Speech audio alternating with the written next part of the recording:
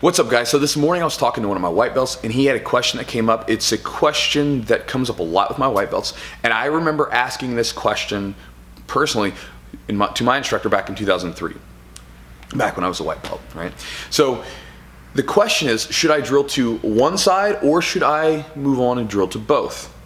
And again, when my instructor, his answer to me back then was that I should drill to one side, because it's better to have one side that's 100% than two that are 50-50. Now, my opinions have since changed from that, and I'm going to show you why. But before I get into the experience that I had that sort of altered that, let me ask you a question. If you had the advantage to attack either your opponent's strength or your opponent's weakness, which direction would you go? More than likely, you're probably going to say that you would go towards their weakness, right? Because it just makes sense. You're going to go to where the person is weakest. So in 2011, we had a brown belt out here at the gym. He was a tough guy from California, was in town for work. And when we were rolling, it's the most glaring example that I've ever had of someone that does not train to both sides, that neglects a side. So we were rolling, and I was passing to my strong side, which was, again, his strong side. And I'm just stuck. The guy was really good from the position, had some really good attacks. I couldn't pass the guard and just sort of stuck there.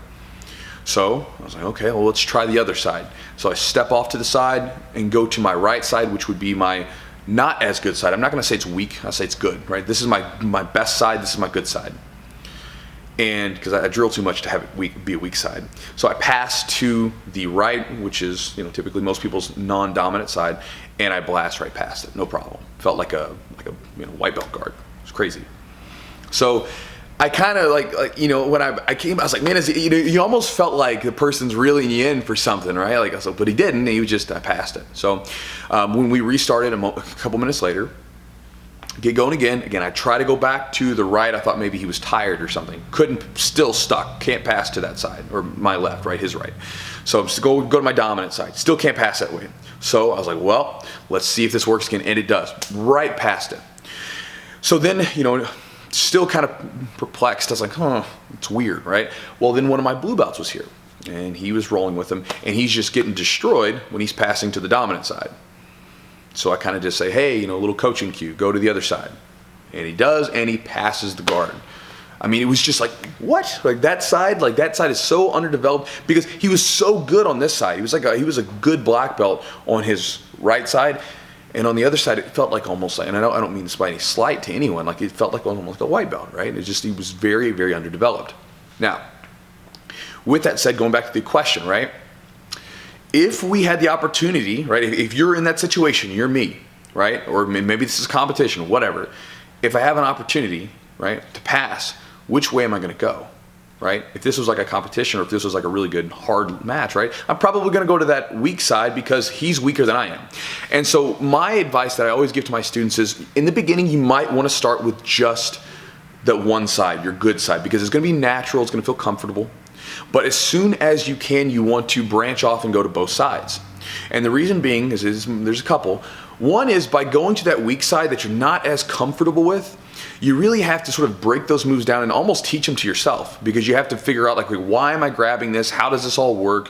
Which is going to give you a better understanding of that technique, which will then translate into a benefit to the other side, right? You're just going to understand, instead of it just feeling good and feeling natural, you're going to understand why you're kind of doing the things that you're doing, just at least better.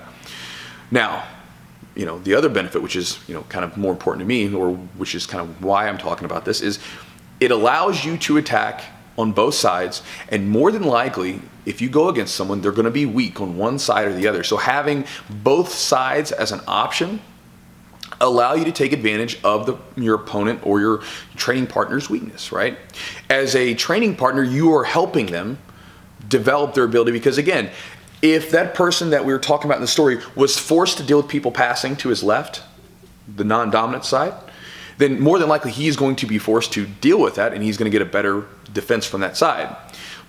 But if not, then if everybody passes to the dominant side, that's all you have to worry about. So one, you're going to be a good training partner. You're going to help develop your training partner's abilities on both sides. But not only that, you will be able to attack and find the weakness. So my advice to you is, if you're sort of wondering about this question, should I drill to one side or the other, start with one side initially. But as soon as you can, move to both sides when you're drilling. This way you can have the opportunity to attack both sides, have the opportunity to take advantage of the weaknesses that might be present. And I'll say it like this.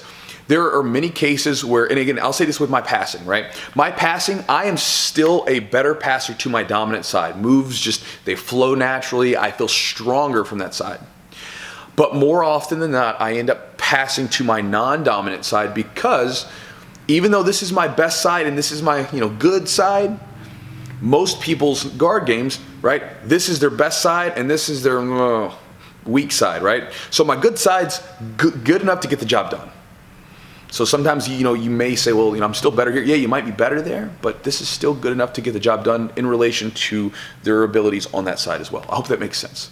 So guys, again, drill both sides as soon as possible. It'll make a huge impact on your game.